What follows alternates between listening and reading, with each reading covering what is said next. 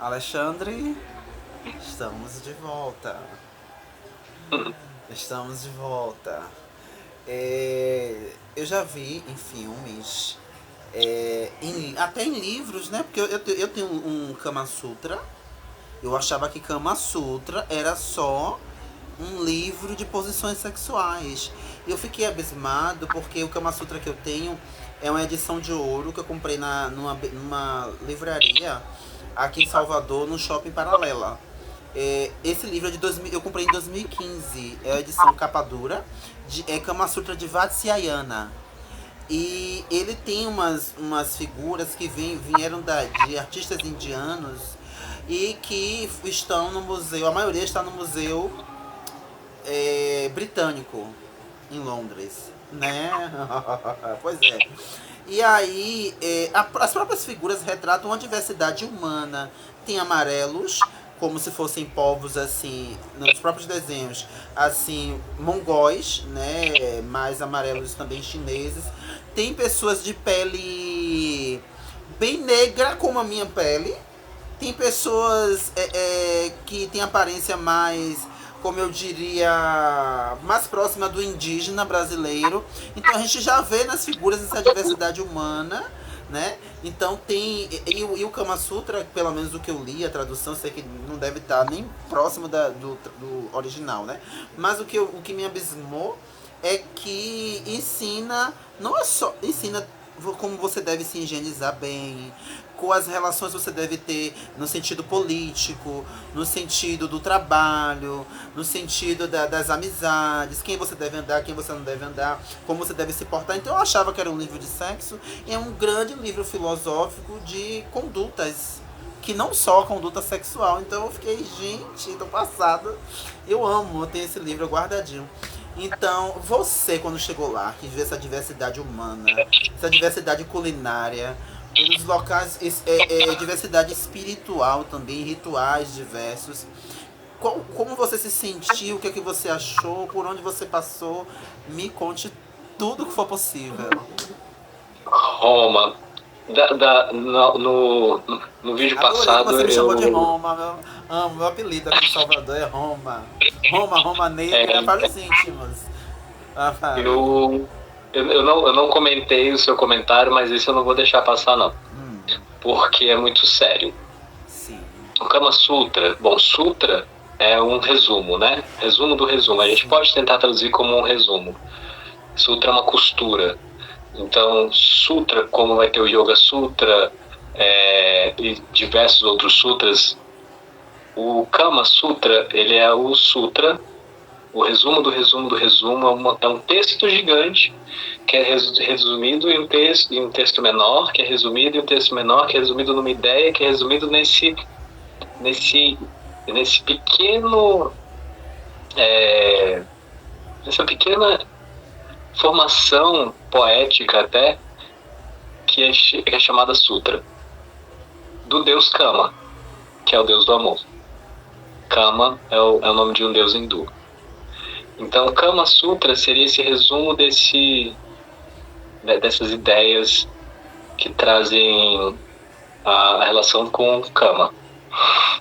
Mas, tudo isso que você falou é uma interpretação possível de algo que está lá na cultura indiana e também está no Nepal, né? Porque eu fiz passagem no Nepal, passei 20 e alguns dias no Nepal, com estátuas nos templos. Eu até postei bastante nos meus stories, eu tenho diversas fotos aqui. Você vai encontrar, inclusive, em Khajuraho, que é uma cidade indiana, esses templos, que são os templos do Kama Sutra, assim chamados, que é um grande ponto turístico das pessoas que vão nessa busca, etc. Isso não tem absolutamente nada a ver com Tantra. Pode ter a ver com Tantra? Pode, porque o Tantra pode ter a ver com absolutamente tudo, se você entender o que é o Tantra. Mas esses... Assim, já é problemático a gente reduzir a sexualidade a posições. Sim, Né? concordo. esses juízos de valores, essas condutas, essas formas, né, como você disse, de se higienizar, de com quem você anda, de não sei o quê, isso são regras morais que em 8.000, 7.000 anos de histórias de civilização mudaram, se alteraram, se transformaram. Então não dá pra gente levar isso tão ao pé da letra como um grande conhecimento indiano. Não é. E tem os Tá? dedos Isso também, desculpa interromper, né? isso. Mas é bom salientar que tem um dedo dos tradutores ingleses puritanos. É bom salientar. E não só isso. O indiano, ele vai vender o que você quiser comprar. Eles são sobreviventes, eles são resistência. Então, se você chegar lá na Índia, como eu presenciei em Rishikesh, que é a capital mundial do yoga, né? Assim, conhecida dentro do meio dos yogis, dos praticantes de yoga, Rishikesh é a capital mundial do yoga. Tem um monte de aulas de yoga, igualzinho você vê aqui no Ocidente. Eles te vendem o que você quer comprar. Eles te vendem. Se você chegar para ele e falar assim, olha, eu quero um curso de yoga que tem um tapetinho, a calça legging, a gente aprende asanas com força e eu quero que seja chamado de yoga. Vai vir um indiano, com o nome indiano, como você citou, né, do livro, e vai fazer para você e vai dizer que isso é yoga e ponto. Mas eles sabem que não é. Então E aí as pessoas o vão yoga aproximar. profundo é para quem está disposto a se aprofundar. As pessoas vão chamar os indianos de enganadores, que você vai levar golpe na Índia, que você vai... Não, não é golpe. Você não pediu isso, ele te deu o que você quis. Eles precisam comer, eles precisam morar, eles precisam viver, e se é isso que você quer, você vai ter. Se você ligar na Índia agora, no telefone aleatório, e conseguir falar com a pessoa, se ele falar inglês, conseguir se comunicar e falar assim, você me dá umas aulas de sânscrito, ele vai te dar um jeito de dar umas aulas de sânscrito.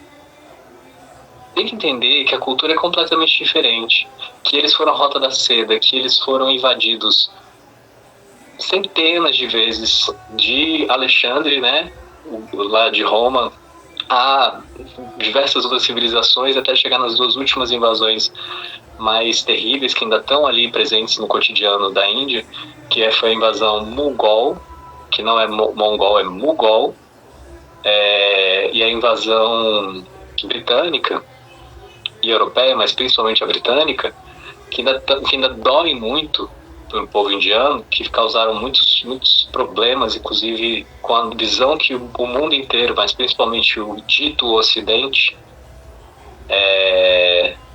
tem da Índia, porque, novamente, assim, eles não se veem como Oriente. Essa divisão Oriente-Ocidente foi o europeu que se colocou no centro do mapa e definiu o que é Ocidente e Oriente, né? Eu não compro essa ideia. Mas são milhares de anos de civilização, de comércio, de cultura, de histórias, de povos, de trocas, então eles estão aí para a vida, eles estão aí vivendo. Então essa imagem que a gente tem, né, que foi vendida, certamente foi o indiano que vendeu, e ele está certíssimo em vender, se não é isso que você quer. Não é isso que o pensamento dessas pessoas que foram lá colonizar, eles não queriam objetificar e interpretar do ponto de vista deles a cultura daquele povo? Então tá bom, tá aqui a interpretação.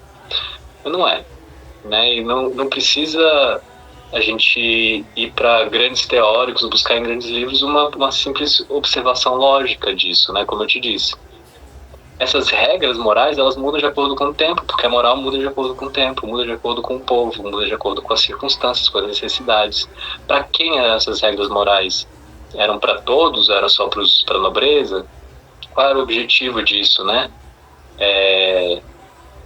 Isso não é cerne da cultura indiana, não define a Índia, e a Índia não pode ser definida assim tão facilmente, porque são várias Índias, né? A Índia fala diversas línguas que são derivadas do sânscrito, o próprio nepalês, do Nepal, que é um outro país, mas que é ali colado, tem raiz no sânscrito, mas é completamente diferente do Hindi, que é completamente diferente do Kannada, que é completamente diferente do Kashmiri. Cada um vai ter uma língua completamente diferente, com escrita diferente. com a raiz linguística do sânscrito, que é uma língua absurdamente elaborada, tão elaborada que a NASA usa porque ela define claramente cada pequena coisa, porque foram, de novo, milhares de anos sendo construída. Então não é uma civilização, não é um povo que surgiu há 2000 anos. Um povo que está aí há muito mais tempo, muito mais tentativa e erro, experimentação, só sobreviveu em elementos culturais que são muito fortes, que são muito, sabe, vitais. Então,